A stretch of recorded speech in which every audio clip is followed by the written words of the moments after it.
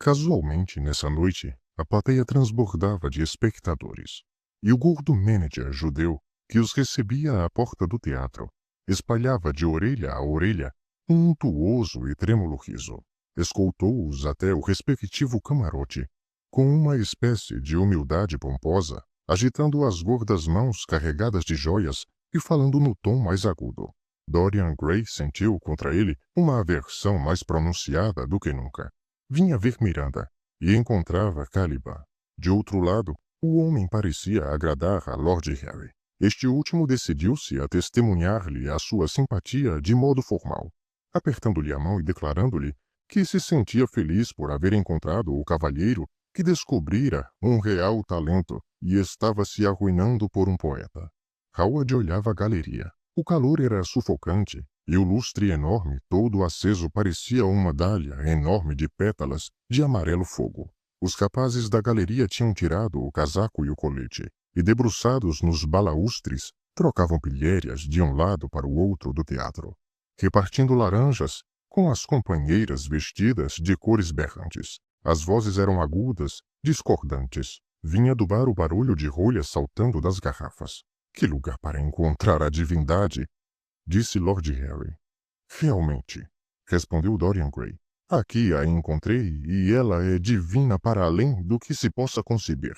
Vocês esqueceram tudo quando a virem representar. Não se vê mais esta população rude e vulgar.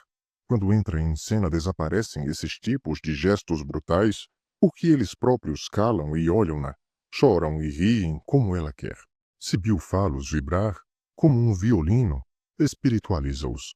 Sente-se que eles têm a mesma carne e o mesmo sangue que ela própria. O mesmo sangue? A mesma carne? Não creio, disse Lord Henry, que passava em revista o binóculo pelas galerias. Não o ouças, interveio Howard. Sei o que queres dizer, e creio nessa rapariga. A criatura amada por ti, seja qual for, deve merecer esse amor. Se te produziu tal efeito, deve ser nobre e inteligente. Espiritualizar os contemporâneos é qualquer coisa de apreciável. Se essa rapariga pode dar alma aos que até agora não tiveram, se pode revelar o sentido da beleza a gente cuja vida é sórdida e feia, se consegue arrancar-lhes o egoísmo, dar-lhes lágrimas e tristeza que não são suas, é digna da tua admiração, da adoração de todo o mundo. Esse casamento é normal. A princípio não pensava assim, mas admito-o agora. Os deuses fizeram Sibyl Vane para Dorian. Sem ela serias incompleto. Obrigado, Basil, respondeu Dorian Gray, apertando-lhe a mão. Sabia que compreenderias. Harry é tão cínico que às vezes me terrifica. A orquestra é terrível, mas dura só 5 minutos. Depois levantará o pano e verás a jovem a quem vou dar a vida, a quem dei tudo quanto há de bom em mim. Um quarto de hora depois, uma extraordinária tempestade de aplausos. Sibyl Vane entrou em cena. Era de certo adorável. Uma das mais adoráveis criaturas que jamais vira, pensava Lord Henry. Havia qualquer coisa de animal na sua graça, no seu sorriso. Um sorriso abatido, como a sombra de uma rosa num espelho de prata. Pairou-lhe nos lábios ao olhar da multidão entusiasta que enchia o teatro. Recuou alguns passos e os lábios pareceram tremer. Basil Howard ergueu-se e começou a aplaudir, sem movimentos como em um sonho. Dorian Gray olhava. Lord Henry, de binóculo, murmurava. Encantador, encantador. A cena representava a sala do palácio de Capuleto, e Romeu, nas vestes de peregrino, entrava com Mercúrio e seus outros amigos. A orquestra atacou alguns compassos de música e a dança começou. Entre os figurantes bisonhos, de costumes no fio, Sibyl Vane movia-se como um ser de essência superior. O corpo, quando dançava, inclinava-se como na água se inclina um junco. As curvas do colo eram curvas de um lírio branco. As mãos eram feitas de marfim puro. Entretanto, ela estava curiosamente desatenta e não mostrava alegria quando pousava o olhar em Romeu. As poucas palavras que tinha a dizer. Good pilgrim, you do wrong your hand too much, which mannerly devotion show in this. For saints have hands that pilgrims' hands do touch, and palm to palm is holy palmer's kiss. E o breve diálogo seguinte foram ditos de modo artificial. Tinha uma linda voz, Mas quanto à entonação, era absolutamente falsa. Não se sentia a realidade da paixão. Dorian empalideceu, observando-a espantado, ansioso. Os amigos não ousavam falar. Ela parecia-lhes sem talento. Estavam desapontados. Sabiam, porém, que a cena do balcão, no segundo ato, era a prova decisiva para as atrizes no papel de Julieta, e esperavam ambos. Se Sibyl não vencesse, não tinha mesmo nenhum valor. Sibyl foi encantadora quando apareceu ao luar, mas a hesitação do seu jogo era insuportável. E ela era cada vez pior à medida que avançava em seu papel. Tudo quanto tinha a dizer era dito de modo enfático, além do limite possível. A bela passagem. Thou knowest the mask of night is on my face. Else would a maiden blush bepaint my cheek, for that which thou hast heard me speak tonight. Foi declamada com a lamentável precisão de uma colegial que houvesse aprendido a recitar com um professor de segunda ordem. Quando se inclinou no balcão e teve que pronunciar os admiráveis versos. Although I joy in thee, I have no joy of this contract tonight. It is too rash, too unadvised, too sudden. Ere Ono can say, it lightens. Sweet, good night. This bud of love by summer's ripening breath may prove a beauteous flower when next we meet. Ela os disse como se não tivessem para ela a menor significação. Não era nervosismo, muito pelo contrário. Parecia perfeitamente consciente de tudo quanto fazia. Era simplesmente péssima arte. O desastre fora completo. Os próprios espectadores vulgares, desprovidos de qualquer educação artística da plateia e das galerias, não descobriam um mínimo interesse na peça. Começaram a agitar-se, a falar alto e acabaram por assobiar. O manager israelita, em pé, ao fundo da plateia, batia com os tacões no chão, praguejava de raiva. Dir-se-ia que a única pessoa calma era a jovem atriz. Uma borrasca de assobios seguiu-se à queda do pano. Lord Henry levantou-se e enfiou seu capote. Ela é belíssima, Dorian, declarou. Mas não sabe representar. Vamos-nos embora. Eu quero ver toda a peça, respondeu o moço com uma voz rouca e amarga. Estou desesperado por te haver feito perder a tua noite, Harry. Apresento as minhas desculpas a ambos vocês. Meu caro Dorian, Miss Vane deve achar-se indisposta, interrompeu Howard. Nós voltaremos a vê-la outra noite. Espero que seja assim realmente, continuou Dorian. Mas a mim parece-me insensível e fria. Está inteiramente mudada. Ontem foi uma grande artista. Esta noite está uma atriz medíocre e comum. Não fales assim de quem tu amas, Dorian. O amor é coisa muito acima da arte. São ambas simples formas de imitação, ponderou Lord Henry. Vamos-nos embora, Dorian. Tu não te podes conservar aqui por mais tempo. Não faz bem ao espírito assistir-se a maus desempenhos. Demais, suponho que não desejas ver tua esposa representar. Por conseguinte, que importa que ela represente Julieta como uma boneca de pau? Ela é verdadeiramente adorável. E se conhece tão pouco a vida como a arte, será motivo para uma experiência deliciosa. Só há duas espécies de gente deveras interessantes. As que sabem absolutamente tudo e as que nada sabem. Por Deus, meu caro amigo, não te mostres esse ar tão trágico. O segredo de nos conservarmos moços está em não experimentarmos emoções mesquinhas. Venha ao clube comigo e Basil. Lá fumaremos cigarro e beberemos a beleza de Sibyl Vane. Ela é certamente bela. Que desejas tu mais? Sai tu, Harry, bradou o rapaz. Tenho necessidade de estar só. Basil, vai tu também. Ah, não queiram vocês ver meu coração rebentar.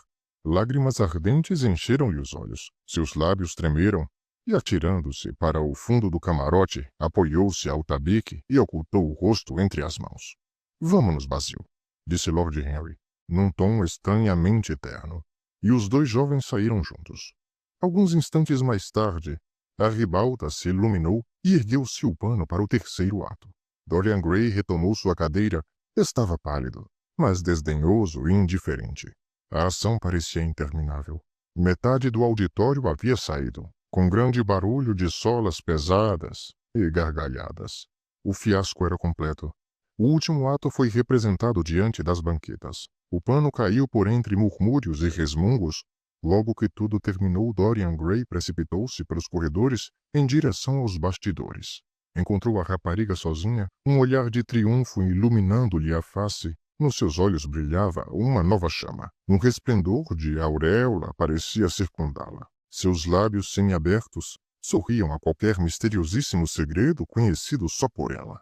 Ao entrar Dorian Gray, ela mostrou-se subitamente possuída de uma alegria infinita. "Desempenhei muito mal, Dorian?" interrogou. "Pessimamente", declarou ele, mirando-a com estupefação. "Horrivelmente, foi horrível, estavas doente, não é? Não tens a menor dúvida quanto ao papel que fizeste. Não formas ideia do quanto sofri." A rapariga sorriu. "Dorian", respondeu ela, pronunciando este nome num tom demorado e musical, como se fora mais doce que mel as rubras pétalas de sua boca. "Dorian, tu deverias ter compreendido, mas agora compreendes, não é assim?" "Compreender o quê?" indagou ele raivoso. "Por que representei tão mal esta noite? Por que nada mais farei que preste?" Ele ergueu os ombros. "Estás doente? Quando estás enferma não podes representar? Pareces extremamente ridícula. Tu nos magoaste, a mim e aos meus amigos." Ela nem parecia ouvi-lo, transfigurada de júbilo. Parecia tomada de um êxtase de felicidade. "Dorian, Dorian!" exclamou. "Antes de conhecer-te, acreditava que a única realidade da vida era o teatro. Era somente para o teatro que eu vivia. Pensava que tudo isso era o verdadeiro. Mas uma noite, Rosalinda e outra, Portia, o prazer de Beatriz era meu prazer e as tristezas de Cordélia foram minhas. Eu acreditava em tudo. Os homens grosseiros que comigo representavam pareciam-me iguais a deuses. Errava entre os bastidores e os cenários eram como um mundo meu. Só conhecia sombras e as supunha reais. Tu vieste ao meu belo amor e libertaste minha alma prisioneira. Mostraste-me o que é, de fato, a realidade. Esta noite, pela primeira vez em minha vida, percebi a vacuidade, a vergonha, a vilania do que havia representado até então. Esta noite, pela primeira vez, tive a consciência de que Romeu era feio, velho e pintado, de que era falso o luar do jardim, de que os cenários eram odiosos e falsas as palavras que eu devia proferir. Não eram as minhas palavras, não era o que eu devia dizer. Tu me ensinaste qualquer coisa de mais elevado, qualquer coisa que tem toda a sua arte, resumida numa reflexão. Fizeste-me compreender o que era verdadeiramente o amor. Meu amor, príncipe encantador, príncipe da minha vida. Estou sentida das sombras. Tu para mim és mais do que tudo o que a arte possa jamais ser. Que posso ter de comum com os fantoches de um drama? Quando cheguei esta noite, não consegui perceber como a inspiração me deixara. Pensava mostrar-me prodigiosa e percebi que nada conseguiria fazer. Subitamente fez-se a luz em mim e surgiu-me uma inteligência curiosa. Ousei assobiar e pus-me a sorrir. Chegariam eles a compreender um amor igual ao nosso? Conduze-me, Dorian. Conduze-me a algum lugar onde possamos estar sós. Odeio a cena. Posso representar uma paixão que não sinto, mas já não posso fazê-lo a esta que me escalda como fogo. Oh, Dorian, Dorian, tu agora compreendes o que isso significa. Se eu conseguisse, mesmo o desempenho satisfatório, seria uma profanação, pois para mim, de hoje em diante, representar é amar. Eis o que fizeste. Ele caiu no sofá e voltou a cabeça. Extinguiste o meu amor, disse ele. Ela olhou um momento, com admiração, e desatou a rir. Ele nada disse. A moça chegou-se-lhe mais perto e com seus finos dedos acariciou-lhe os cabelos. Depois ajoelhou-se e beijou-lhe as mãos. Ele as retraiu, tomado de um arrepio. De repente pôs-se em pé e marchou direto à porta. Sim, tu consumiste meu amor. Desbarataste o meu espírito. Agora não conseguirás sequer despertar-me a curiosidade. Já não produzes um mínimo efeito sobre o meu ser. Eu amava-te porque eras admirável, porque eras inteligente e genial, porque realizavas os sonhos dos grandes poetas e davas uma forma, um corpo às sombras da arte. Puseste tudo isso de lado. Apareceste estúpida e definida. Deus meu, quanto fui louco amando-te. Que insensato fui eu. Tu nada és mais para mim. Não te quero mais ver. Não quero mais pensar em ti, não quero mais lembrar-me de teu nome. Tu não podes duvidar do que eras para mim outrora. Outrora, ah! Não quero mais pensar em tudo isso. Quisera nunca haver-te visto. Partiste o romance de minha vida. Que ínfima noção tens do amor para imaginar que ele pudesse deteriorar a tua arte? Tu nada és sem tua arte. Eu te teria feito esplêndida, famosa, magnífica. O mundo te haveria admirado e tu trarias o meu nome. Quem tu és agora? Uma bonita atriz de terceira ordem. A moça empalidecia e tremia, juntou as mãos e, com uma voz que não lhe passava da garganta: Tu não falas sério, Dorian? Murmurou. Tu finges. Finjo? Isto é contigo. Representas tão bem, respondeu ele amargamente. Ela reergueu-se e, com uma pungitiva expressão de sofrimento no rosto, atravessou o gabinete, aproximando-se novamente dele. Pousou a mão em um dos braços do rapaz e fitou-o mesmo nos olhos. Ele repeliu-a. Não me toques, gritou. Ela deixou escapar um gemido tristíssimo e, abatendo-se-lhe aos seus pés, aí ficou sem movimento como uma flor pisada. Dorian, Dorian, não me abandones, suspirou. Sinto-me desolada por haver tão mal representado. Pensava em ti o tempo todo, mas tentarei, sim, hei de tentar. Veio-me tão imprevistamente esse amor por ti, creio que sempre o teria ignorado se não me houvesses beijado, se não nos houvéssemos beijado. Beija-me ainda, meu amor. Não te afastes, eu não poderia resistir. Oh, não te vás.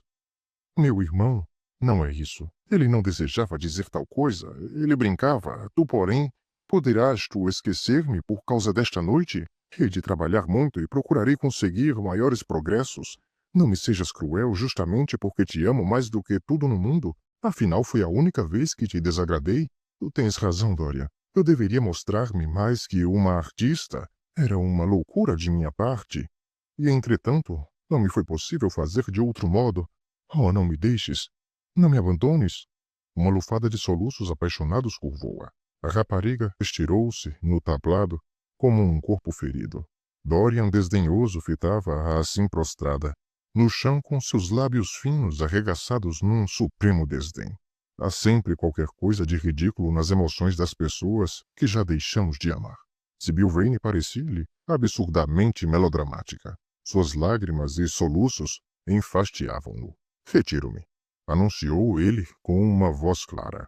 Não quero ser mais cruel, mas não posso mais tornar a ver-te. Despojaste-me de todas as minhas ilusões.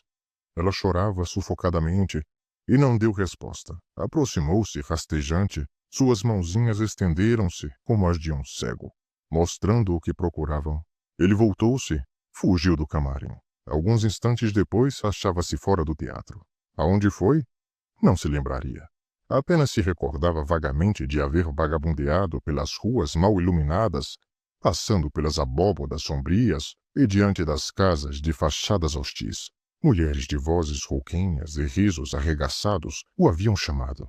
Encontrara bêbados, cambaleantes, praguejando e rosnando consigo mesmo, como quadrumanos monstruosos. Crianças grotescas espremiam-se diante dos portais. Gritos e pragas partiam das alamedas obscuras. Ao alvorecer achou-se em frente a Covent Garden.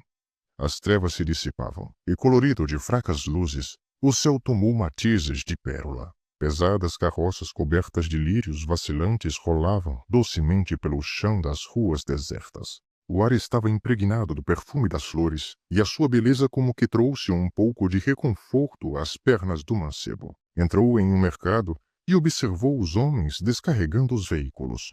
Um carroceiro de blusa branca ofereceu-lhe cerejas. Agradeceu, admirando-se de que o homem não quisesse aceitar dinheiro algum, e comeu os frutos distraidamente. Haviam sido colhidos durante a noite e o frescor do luar os havia penetrado. Um bando de rapazes, conduzindo cestos de tulipas raiadas, amarelas e rubras rosas, desfilou por sua frente, através dos montes de legumes de um verde jade. Sob o pórtico de pilares cinzentos, embasbacava-se um grupo de raparigas, de cabeça coberta, esperando o fim dos lanços da mercadoria. Outras apreciavam pelos arredores das portas incessantemente abertas dos botequins de piazza. Os enormes cavalos de caminhões passavam, batendo as patas no calçamento escabroso, fazendo soar os cencerros e arneses. Alguns condutores conservavam-se adormecidos sobre pilhas de sacos. Pombos de pescoço iriçado e róseas patas moviam-se em revoadas, surrupiando grãos. Passados alguns instantes, chamou à fala um hansom e fez conduzir-se até a casa. Demorou-se um momento à estrada, perscrutando a praça silenciosa, as gelósias claras. O céu, então, opalizava-se e os telhados dos edifícios luziam como prata. De uma chaminé fronteira subia um fio delgado de fumaça que ondulou como uma fita violeta através da atmosfera cor de nácar. Na grande lanterna veneziana dourada, despojo de alguma gôndola dogal, suspensa ao teto do largo saguão da entrada, com relevos de carvalho, brilhavam ainda 3 jatos de luz mortiça, que pareciam finas pétalas de flama, azuis e branco. Apagou-os, e depois de atirar o chapéu e a capa sobre uma mesa, atravessando a biblioteca, impeliu a porta do quarto de dormir. Era um grande aposento octágono que, no seu gosto nascente de luxo, fizera guarnecer e decorar de curiosas tapeçarias da Renascença, que havia descoberto em uma mansarda esbandalhada de Selby Royal, onde se encontravam. Como ele abrisse o trinco da porta, seus olhares recaíram sobre o retrato pintado por Basil Hallward, o que o fez estremecer de surpresa. Penetrou no dormitório vagamente sobressaltado. Depois de desabotoar o primeiro botão do casaco, pareceu hesitar. Finalmente voltou sobre os próprios passos, parou em frente ao retrato e examinou, sob o bocado de luz que atravessava as cortinas de seda creme. A face lhe pareceu um pouco mudada, a expressão revelava-se diferente. Dir-se-ia que ali havia, como um toque de crueldade na boca. Era verdadeiramente estranho. Voltou-se e, caminhando até a janela, arregaçou as cortinas. Uma forte claridade encheu o aposento e dissipou as sombras fantásticas dos recantos obscuros onde flutuavam. A estranha expressão surpreendida na face da imagem conservava-se mais perceptível ainda. A luz palpitante realçava linhas de crueldade em torno daquela boca, como se ele próprio, após haver praticado qualquer coisa horrível, as descobrisse em sua face num espelho. O jovem recuou e, apanhando sobre a mesa um espelho oval circundado de pequenos amores de marfim, um dos numerosos presentes de Lord Henry, apressou-se em mirar-se nas suas profundezas polidas. Nenhuma linha como aquela torturava o escarlate dos lábios. Que queria aquilo dizer? Esfregou os olhos, avizinhou-se mais ainda do quadro, e de novo o examinou. Ninguém ali havia tocado. No entanto, era fora de dúvida que qualquer coisa havia mudado. Ele não sonhava. Era cruamente claro. Deixou-se cair numa poltrona e pôs-se a virar reminiscências. Subitamente recordou-se do que disse no ateliê de Basil, precisamente no dia em que o retrato havia sido terminado. Sim, ele bem se recordava. Havia enunciado o louco desejo de conservar-se jovem enquanto envelhecesse esse quadro. Se sua beleza não devesse fenecer e fosse permitido ao retrato, pintado nessa tela, carregar o peso de suas paixões, de seus pecados, a pintura não poderia, pois ficaria assinalada pelas linhas de sofrimento e dúvida, enquanto ele conservasse o desabrochar delicado e lindeza de sua adolescência. Seu voto, por Deus, não podia ser atendido. São impossíveis tais coisas, era inconcebível. Era até monstruoso pensá-las, e entretanto o retrato ali estava diante dele, mostrando na boca um arremedo de crueldade. Crueldade. Havia sido cruel? Era culpa dessa criança e não sua. Ele a imaginara uma grande artista e lhe havia dado o seu amor porque a supunha genial. Ela o desapontara, mostrando-se uma coisa indigna. Apesar de tudo, um sentimento de infinita saudade o invadiu. Revendo-a na memória, prostrada a seus pés, soluçando como uma criança, lembrou-se da imensa insensibilidade com que então a contemplara. Por que procedera assim? Por que lhe fora dada uma alma capaz disso? Todavia, não sofrera também? Durante as 3 horas consumidas pela peça, vivera séculos de dor, eternidades sobre eternidades de tortura. Sua vida valia bem a dela. Se a havia ferido, não havia ela, de seu lado, deformado a sua existência? Afinal, as mulheres são mais favoravelmente organizadas que os homens para suportar os dissabores. Vivem de emoções e não pensam senão nisso. Quando tomam amantes, é simplesmente para possuírem alguém que assista ao desdobrar de suas cenas. Lord Henry lhe dissera, e Lord Henry conhecia as mulheres. Por que se inquietaria com Sibyl Vane? Não valia a pena. Mas o retrato? Que dizer daquilo? Ele possuía o segredo da sua vida? Revelava-lhe a história? Havia-lhe ensinado a amar sua própria beleza? Ensinar-lhe-ia a odiar a própria alma? Deveria contemplá-lo ainda? Não. Tratava-se puramente de uma ilusão dos sentidos perturbados. A tremenda noite já passada havia suscitado fantasmas. Repentinamente, essa mesma mancha rubra que faz nos homens a demência tinha se desdobrado em seu espírito. O retrato não sofrera alteração. Era loucura pensar nisso. Entretanto, ele o via como sua bela feição assolada com seu cruel sorriso. Sua brilhante cabeleira faiscava ao sol da manhã, e os olhares azuis de um e outro se cruzavam. Tomava-o um sentimento de infinita piedade, não por si, mas pela sua imagem pintada. Esta estava transformada e ainda se adulteraria. O ouro se deslustraria, as rubras e brancas rosas de sua tez se desbotariam. A cada pecado que ele cometesse, nova mancha se juntaria às outras, empanando-lhe pouco a pouco a beleza. Ele, porém, não pecaria. O retrato, mudado ou não, lhe representaria o visível emblema de sua consciência. Resistiria às tentações. Jamais tornaria a ver Lord Henry e jamais ouviria, em hipótese alguma, as sutis teorias envenenadas que lhe haviam insuflado, pela primeira vez no jardim de Basil, a paixão de coisas impossíveis. Voltaria a Sibyl Vane. Havia de provar-lhe os seus arrependimentos. Desposá-la-ia e tentaria amá-la ainda. Sim, este era o seu dever. Ela sofrera mais do que ele, pobre criança. Como fora cruel e egoísta junto dela, ela, porém, exerceria a mesma fascinação de outrora e ambos ficariam felizes. A vida ao lado dela seria bela e pura. Dorian Gray ergueu-se da poltrona, desdobrou um alto e largo biombo diante do retrato, tremendo ainda enquanto o fitava. Que horror! Murmurava indo abrir a porta. Quando se viu fora, pisando a grama, desabafou um profundo suspiro. A frescura do ar matutino como que lhe dissipou todas as negras ideias. Ele pensava unicamente em Sibyl. Percebeu um eco enfraquecido de seu amor.